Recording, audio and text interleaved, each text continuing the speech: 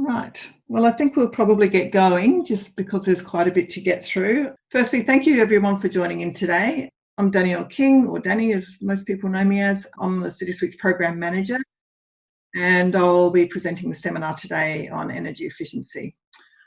Just as a bit of background, I've been working in the energy efficiency and sustainability arena for well over 11 years now, and have experience across housing, businesses, education, and various commercial sectors. So been around a bit, and if I don't know the answer to questions, and I don't know it all, that's for sure, but I'll usually know where to go to. So if there's any questions that come up that I can't answer while we're here today, then I can certainly find out and get back to you. Now, this session should take about an hour. It's probably 45 minutes of the slides, and we'll have about 15 minutes for questions at the end. There's a few polls as we go through, and if I can find the chat button, feel free to put some questions if you have any into the chat. All right, so let's get started. Right, so one of the things that I think you'll notice is we're relying on our homes more than our offices at the moment for a work environment. And while that's got its benefits, it also has its downsides, one of which is running up your own energy bills at your home. So this session's aimed at helping you understand your home a little bit better and helping to identify ways to make it a bit more efficient and comfortable. So we'll be covering off looking at the building thermal performance first, because that's key to contributing to a comfortable and efficient home, and the impacts of heating, and it also impacts the heating and cooling use in the home. So it's important that you understand the building shell and how efficient or inefficient that is. Then we'll take a look at appliances and in the home office, and we can make different things that what we can make as efficient as you can to help get the bills down. We'll also discuss a few other things you can do generally around the home. First, just take a quick look at the current issue, and that's partially climate change. So climate change is bringing more droughts, more heat waves, more floods, more bushfires, and even now we have pandemic, which is not necessarily a case of climate change, a cause of climate change, but it does mean that we're now relying on our homes more heavily now and possibly into the future. So we'll be spending more time in them. And we're finding now that a lot of people are realizing just how inefficient the homes, or how uncomfortable homes really can be, particularly here in the southern states in winter. So now is the time to make them as efficient and as comfortable as we can. And the best place to start is with the building envelope. Okay, so the first thing to know about homes is the location and design impacts what can be done to make a home energy efficient. Now, most people aren't aware that the design of a home can actually contribute up to 80% of the energy efficiency of that home. And it also costs about the same amount of money to design a really efficient home as it does to design and build an inefficient one. So there's no excuses in terms of the new builds that are going up today for not being efficient, but most of us are already in a house which may or may not be optimal. So the thing to bear in mind, and the whole point of this, is that if you're going to be building in the future, be sure to specify a home that's got a highly efficient, energy efficient design, and make sure it works with your local climate. In the different seasons, the sun's intensity and height in the sky will change. So in summer, you'll get more heat coming in from the east and particularly the west of the home. And then in winter, when most heat comes from the north. This is why, particularly in the southern states where heating is needed, northerly orientation is quite important. Whereas in the tropics, if you would aim for things like good shading all year, all around the home, especially from the east, west, and northern aspects. So for the majority of us whose homes are not necessarily orientated or designed to maximise efficiencies, there's still quite a few things you can do to make it work as best as you can. And that's where the most important bit comes in, which is the building envelope. Now, the building envelope is basically what provides the thermal performance of the home, and it's what separates you from the outside environment. It covers the roof, ceiling, walls, windows, doors, and floor of the home. So it basically creates a little shell. And inside the building shell is often referred to as the conditioned space, and outside is always called the unconditioned space. The building shell is also what the building compliance regulations will apply to. You'll no doubt have heard about the National Home Energy Rating Scheme, or NATAS. That's a house energy rating which goes from 1 to 10 stars, and it's based on the amount of energy it will take to keep the home comfortable. So a 1-star home would basically be like living in a tent and very expensive to run and keep comfortable or warm or cool to be in. A 6-star home is the current Australian compliance minimum requirement, and 10 stars is a highly efficient home in terms of it should need very little, if any, energy to heat or cool the home. Now, sadly in Australia, it doesn't matter where you are, the average home is around 3 stars, so they're pretty inefficient. And as a result, many homes are quite uncomfortable to be in and costed quite a bit to heat and cool. So here's how it works. The key areas for a good building envelope are firstly your ceiling insulation.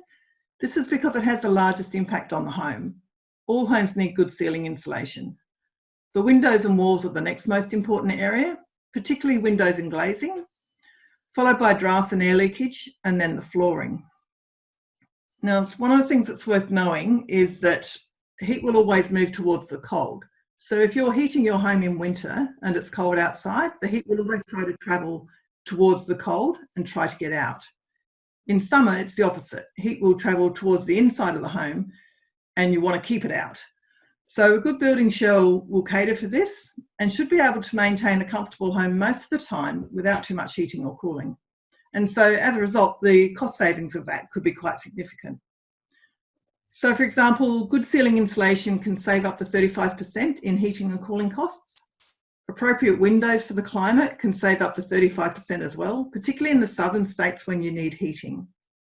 Draft proofing is always an easy win and can be a do-it-yourself job, and around 25% of your heating or cooling can be lost to the outside simply through drafts. Now, research has shown that if you added up all the drafts in the average home and put them together, each home would have a hole in it about the size of a 1.1 square metre window in it. So that's quite a lot of gaps and spaces to try and keep heating. It's hard to get a place or a room or a home to temperature if everything's going out a 1.1 square window. So just by doing some draft proofing, you can really save up to about 80% in heating and cooling costs. So if your home's reasonably uncomfortable, or if you feel it's uncomfortable, because everyone's view of that is different, the first things to do is to, if you can, get a professional to check the ceiling insulation. Ideally, the insulation should be batts on the ceiling and reflective foil under the roof or tiles or tin. Insulation should also be consistent across the ceiling. So if you think of it like a blanket on a bed, if there's holes all through it, like for downlights or ceiling penetrations, or if it's just not been laid properly, then it's not going to keep you warm. It's the same with ceiling insulation. It only takes 5% of gaps in the insulation to reduce the insulation effectiveness by 50%. So, those gaps in the insulation really matter. And appropriate levels of insulation will differ per climate zone. So in Victoria or the southern states, ideally you'd have both reflective foil and batts in the ceiling space with a total R value of about 5.1 or thereabouts. In the tropics, the foil is more important because you want to reflect all that heat out all the time, but batts should still be installed but at a lower R value level. Now let's just take a look at windows and walls. So walls should, if possible, also be insulated. Again, the right level and type of insulation will depend on your location and your home. Most people don't think about draft proofing walls, but walls can actually cause quite a bit of heat loss and gain, particularly through unsealed wall vents and gaps between the walls and floors or architraves. And we'll cover that off in the draft proofing shortly. Windows, particularly single glazed windows, are usually the weak point in the building envelope. In terms of energy efficiency, the best windows are timber or UPVC, like the plastic type frames, with appropriate glazing. So the right type of window system will also differ depending on where you are. So appropriate glazing in southern states is generally double glazing, but in the moderate or more tropical climates, low E glazing is better.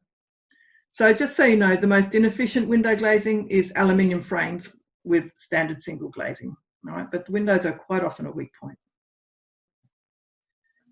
Now, the right treatment and solution for your windows will depend again on where you are in your climate zone. Tropical zones where it's hot, no one wants to keep heat in. However, in cooler climate zones where it is needed, where heating's needed in winter, we do want to retain heat in the home and keep warm. So the most efficient combination is good double glazing and thermally efficient window coverings. Now, the most thermally efficient window coverings are heavily and thermally lined drapes with pelmets that fit ceiling to floor and create a still air gap between the room and the glass. And you'll see there's an example there on the slide. Other good coverings are close fitting, ideally within the window rebate, thermally lined Roman blinds, or even the cellular honeycomb blinds, which are on the bottom left there. They're very effective. And they are actually, I quite like those because they can go from top down or bottom up, depending on what you get installed. So for summer, external shading really is your best friend. It's worth knowing that for every 1 square metre of glass the sun directly hits, it radiates in another 35% more. Now, that's passive heating, and that's like having a single bar electric radiator heater on for every square metre of glass. Now, that's not what you want in summer, so the best thing you can do is shade the glass in the home. There's a few examples here on the slide of ways you can stop heat hitting the glass or even the walls. Things like external shade cloths, pergolas, blinds, plants, or shutters, they all work quite well. So if you've got a situation where external blinds are not an option, like if you're in an apartment building, there's also some good heat reflective window films available that are quite effective at reducing heat coming into the home. A few of them have quite a shiny reflective mirror type finish. Others are not so shiny, but the more reflective or mirror-like they are, the more heat they tend to reflect. Now, they're not going to suit every situation, but they are an option. Another thing, if you have an issue with walls, particularly getting hot, especially up north, you can get heat reflective paints, come in a variety of colours these days. So you could either paint the roof or the wall that's a problem, and that's another way of minimising heat transfer into the home. Now let's take a quick look at drafts. Now, this diagram here shows you where most of them are. Draft proofing is probably the simplest thing you can do to improve the comfort in your home. This diagram shows where most of the drafts come from in the home, and you can lose up to 25% of your heating or cooling just through drafts alone. So it's quite a lot. Things like vented skylights, chimneys, and vents in the roof are probably the worst at letting heat in or out of the home. Other areas are like gaps around doors, windows not sealing properly, gaps around architraves and air conditioners all contribute to what's called a leaky indoor environment and should, if possible, be sealed. Now, a well-sealed home not only stops drafts and saves energy, it can also help reduce the bugs that get in. There are also lots of other ways there's different ways to seal drafts. Chimneys, down south we have quite a few homes with chimneys. If they're not in use, they should be permanently sealed or there's a product called a chimney sheet that you can buy that you can shove up there. It's like a plug, you shove it up. When you want to reuse the fireplace, you pull it down again. It can be a bit messy. But chimneys are designed to suck air out of a house, particularly smoke from a fireplace, and they do it extremely well.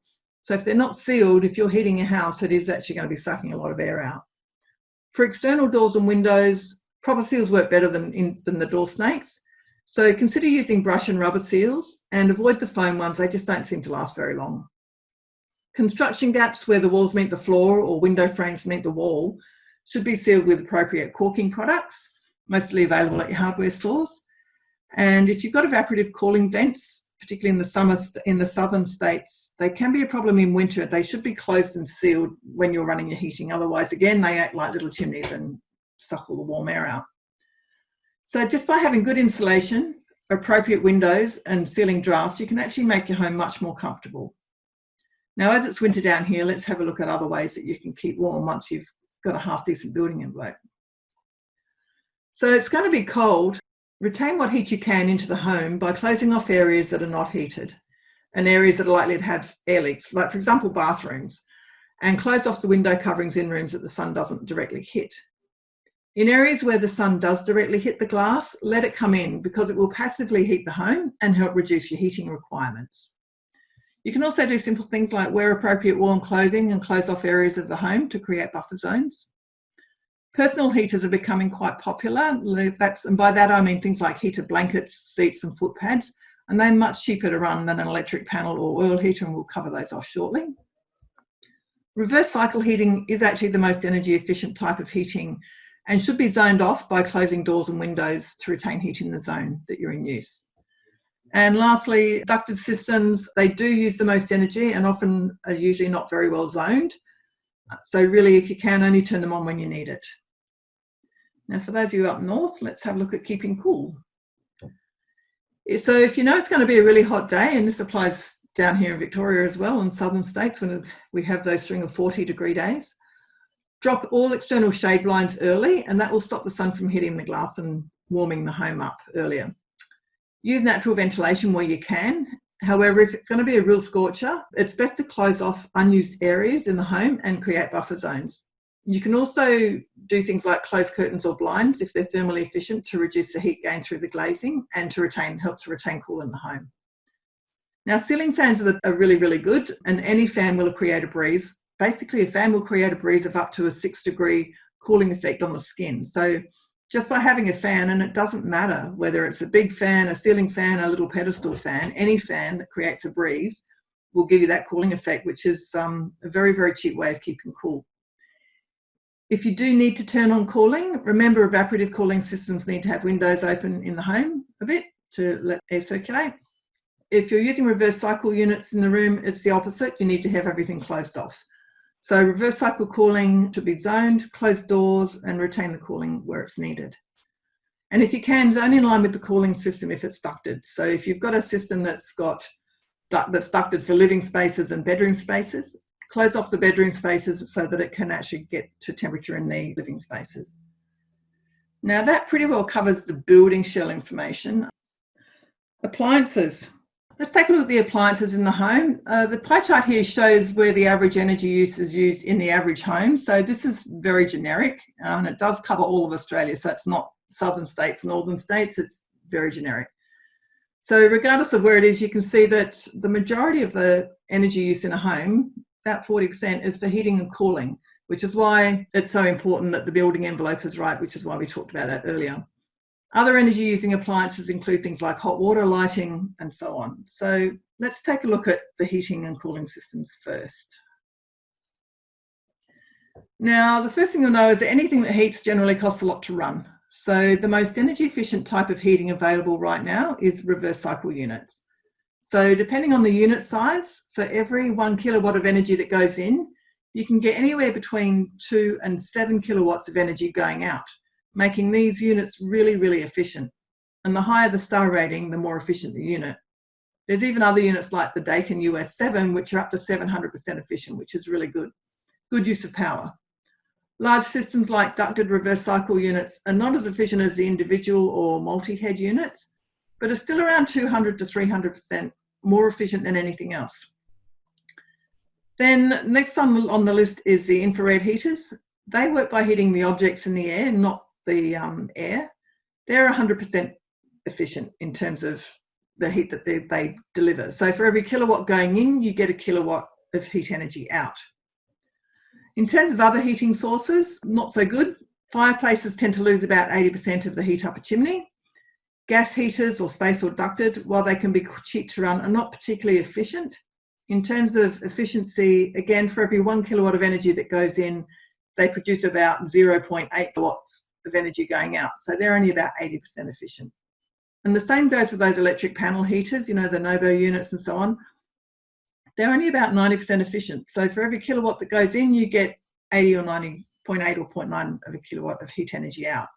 So if you don't want to heat the whole room or the whole house because they're expensive to run and they use a lot of energy, the option is personal heaters. There's quite a few personal heaters on the market now, from heated foot pads and electric throw rugs to the small and very cheap fan heaters that we've got in the slide here. The foot warmers and the heating pads are really, actually for what they do, quite efficient. And they only use around 90 to 100 watts an hour, which is very low for something that heats. Throw blankets will use about 120 watts, but the fan heaters are always really inefficient. So one thing worth noting with these small fan heaters is the cheaper they are, the more they usually cost to run. These fan heaters can use anything between 1,500 and 2,400 watts an hour heat, and they are 3 times or more less efficient than a reverse cycle unit. So if you're in a room at home, it would actually be cheaper to run a reverse cycle unit in a room than it would to run one of these small heaters. Okay, so it's just worth knowing. Quite a few people that we come across don't actually understand that. Right, let's have a look at cooling. In terms of cheapness to run, passive ventilation costs absolutely nothing and is all about shading windows and keeping the home out and allowing breezes to come through the home. So if you can do that first. If that's not enough, then look at using fans. As we mentioned earlier, ceiling, pedestal, wall and floor fans will all do the job. And unlike heaters, the small heaters that are cheap to buy and cost a lot to run, fans for cooling are very cheap to buy and also very cheap to run. So go get a fan if you haven't already got one ready for summer, because you'll find it very beneficial. There's also portable coolers like the Close Comfort unit in the slide here, which is the top right, the little blue thing with white and blue thing with the wingy things on it. They only use about 300 watts and they provide personal cooling. So they're good for an office or a small space rather than turning on large systems. Again, if you have evaporative cooling and it's not too humid, that's the next cost-effective thing to do. And finally, using reverse cycle cooling, again, is highly efficient, just as it is for heating in terms of energy use. As we mentioned earlier, for every kilowatt of energy going in, you can get between 2 and 7 kilowatts of cooling energy out, which makes it really, really efficient. Now, one of the things that it's worth knowing is remember to use fans in conjunction with the air conditioner for maximum cooling effect at minimum cost. Okay, because doing this, you can then set the cooling temperature to your air conditioner to like 26 degrees. And that in conjunction with the fan will feel like it's 20 degrees. So you'll be saving up to 10% for each degree less that your reverse cycle unit has to cool. So it's worth doing. Now, hot water is the next item on the list that can use quite a bit of energy. In fact, it can be up to 25% of your energy bills, depending on your hot water system. Each home is different. Some don't have access to the more efficient types of hot water heating. So, for example, some apartments, they often won't have gas connected, or they might not have access to solar. So the right choice is very much going to depend on your situation and on your location. In terms of cost to run, if you're in an urban area, the cheapest hot water really is still solar without a booster. And I know people in Darwin who use that regularly, which is great, but most will need to have a booster system on. So assuming there's natural gas available, in terms of cost to run, gas boosted solar is still, as it happens, the overall cheapest system to run, followed by a high efficiency gas instantaneous unit, so 6 stars or higher. If you have LPG gas, a heat pump would actually be more efficient. Now, heat pumps are highly efficient, especially when they're connected to solar, but the capital outlay for these can be quite expensive. So in fact, many homes are now getting off gas, and rightly so, and moving to heat pumps. And there are rebates available in some states to upgrade to heat pump hot water. So check out what's available in your area. Like I know here in Victoria, if you've got an old electric system, you can actually get it upgraded to a heat pump system, and you can get almost quite a significant amount, several $1,000s off the cost of it through the rebates. So check what's available in your state and your area and see if you're eligible for any changes if you've got an inefficient hot water service. Now, gas storage is still quite popular, and if you have an energy efficient model, can be quite efficient to run. The most expensive ones to run are these instant electric and the electric storage units, which have been all over the place for a long time.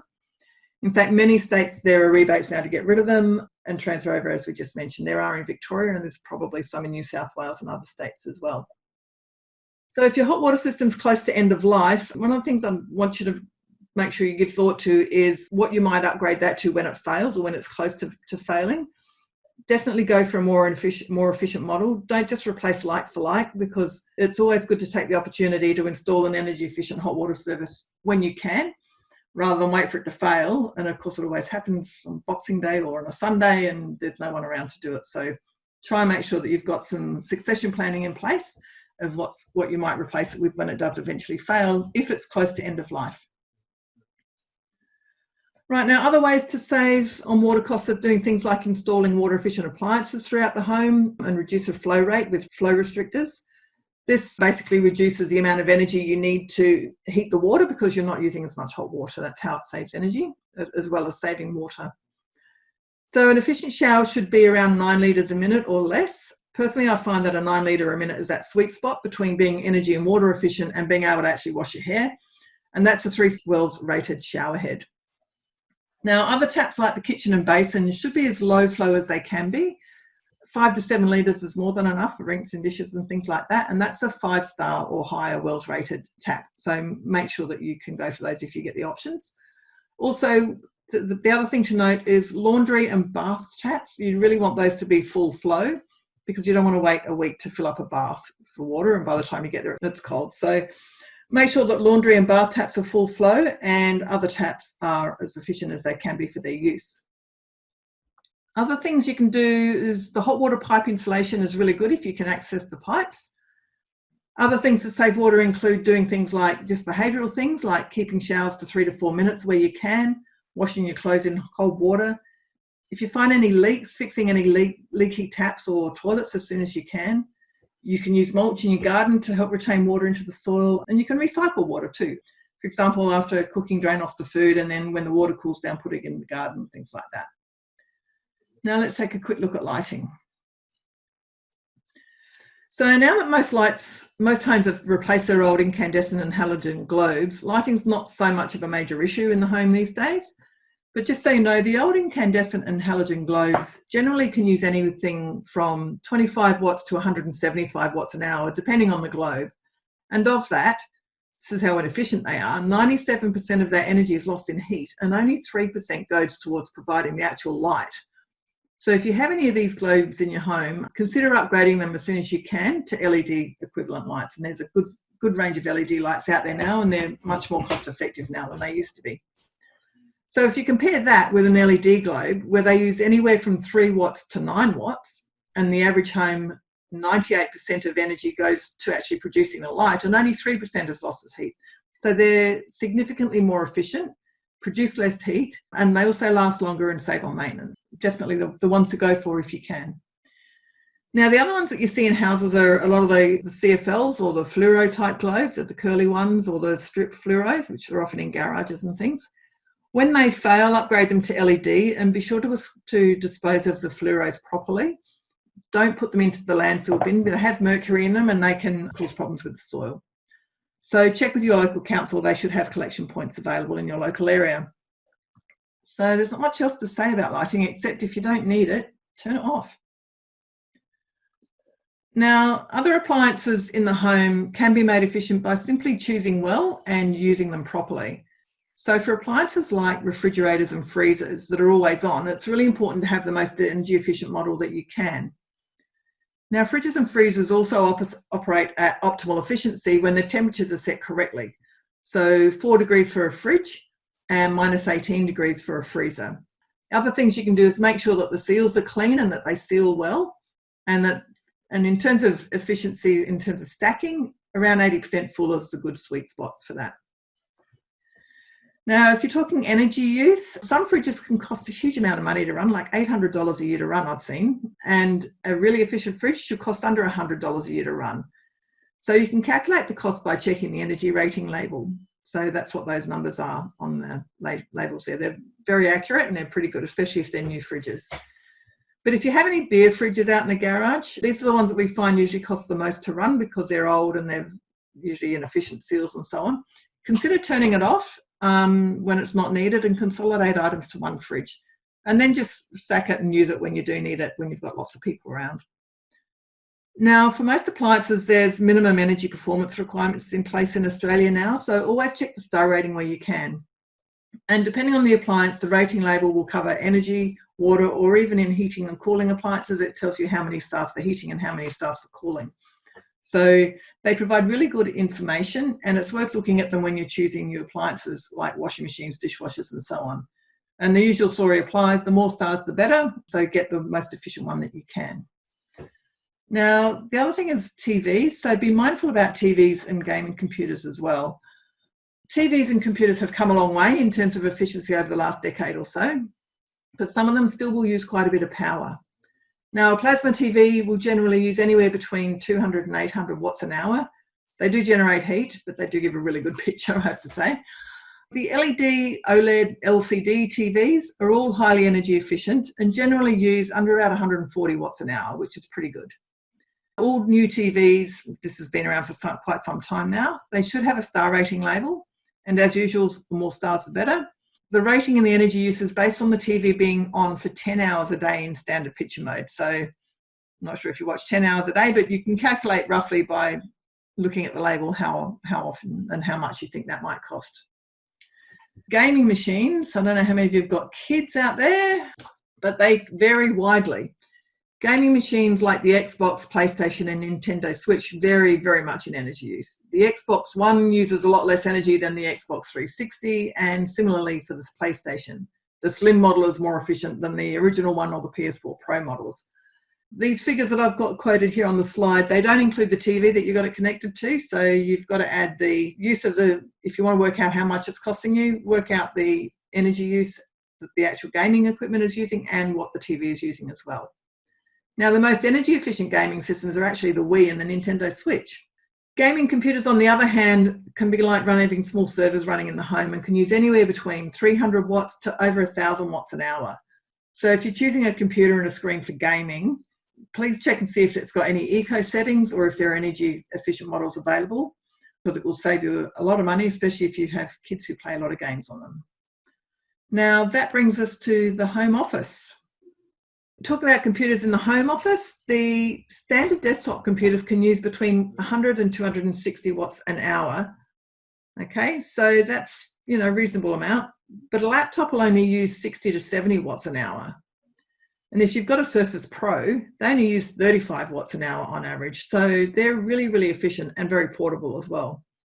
So sort of depending on what sort of computer you're using, if you're upgrading your computer or if you're getting one from work, see if you can get a laptop or a Surface Pro or something similar, because they're much more efficient than your standard desktop with screen. Now, in terms of printers, the small desktop inkjet office printers are actually more energy efficient than laser printers. An inkjet printer will use between 30 and 50 watts an hour when it's printing, and only 3 to 5 watts an hour when it's in standby. But a laser printer will use about 1,000 watts when it's printing and nearly 10 watts in standby mode. So, if you're going to update your printer at home soon, sort of the inkjets are more energy efficient than the lasers for sure. Now, one of the issues when you're printing, of course, is the waste you get from the plastic ink or toner cartridges. Some models can actually be refilled and you can reuse those, which is great. Alternatively, be sure to recycle them through appropriate venues like Officeworks and so on. Now, phones use pretty minimal power, such as do digital clocks and those sorts of things, all generally between 2 and 5 watts an hour, so negligible. Lamps and lighting will depend on the globe, but any LED globe will be efficient. Okay. And finally, heating and cooling, which again is the biggest thing. We discussed that earlier. There's plenty of options. If you don't have a small unit just to keep your office to a comfortable temperature, then maybe consider a personal heating or cooling device, much cheaper to run. So things that you can do in the office: preference laptops over desktops wherever possible. Keep your printers off unless you need them and then turn them off overnight. Ensure you're using energy efficient lighting. Sunlight's always best if you can get it, just near the window, but if not, then always a good LED lamp is great. Only use the heating and cooling as you need to and dress appropriately for the relevant weather. And our top tip, of course, is just turn stuff off, if it's not in use. It's very simple and every little bit helps.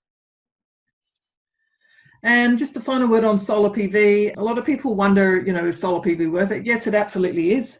If you've got solar in your home, you'll definitely be noticing that as contributing to help keep your bills down. And if you do have it, it's good for working at home because it will be generating energy while you're working and using it. That way, when you're using energy in your own home, you're not paying for it and you're not pulling it in from the grid. Use appliances when when the sun's out and it's generating energy, and minimize use of appliances when it's not. Now, there's a few good resources out there, some good free resources to check out here. The Your Home Guide. Now, this is a free, and it's an excellent resource if you're looking to learn more about building an energy efficient and sustainable home. It's free as an online resource, or you can buy the book. I think it's $38 plus postage.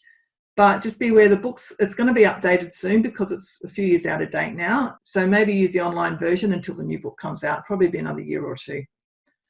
You can also check your appliance energy ratings at the Government Energy Rating website with the links on the screen. So you can find out how much energy use an appliance is going to use for comparisons. You can also put costs in and work out how much it's going to cost you a year. It's well worth a look if you're looking at purchasing any new equipment at any time. Similarly, if you have a pool pump ratings are currently voluntary, but they're going mandatory next year, and they can also be found on the website. So if you have a pool, pools are a big energy drain on a home. So make sure if you're upgrading filters, you look for an efficient one. Now, Renew, or the Alternative Technology Association, as they used to be called, are also a very good source of information. Finally, check your local council or your environmental bodies for resources. Here in Victoria, Sustainability Victoria has some good resources freely available. Many councils or local councils will often run programs and events to help you be more efficient and sustainable. Now, there's also some financial things that I think you should worth knowing about. There's some good financing options available for homeowners coming available, and some are available now. Now, the first one's the Bank Australia Clean Energy Home Loan. That was released in February 2020, Australia-wide, for where they operate. Homeowners who have purchased a highly energy efficient home or make eligible upgrades to increase the star rating of their home by 1 star, you can actually get access to a discounted mortgage rate for 5 years. So currently the discount they're offering is around 0.4%, and that could save you quite a lot of money. The star ratings that they measure against need to be either a NATAS rating or a residential efficiency scorecard star rating. That's what you'll need to comply with the eligibility criteria.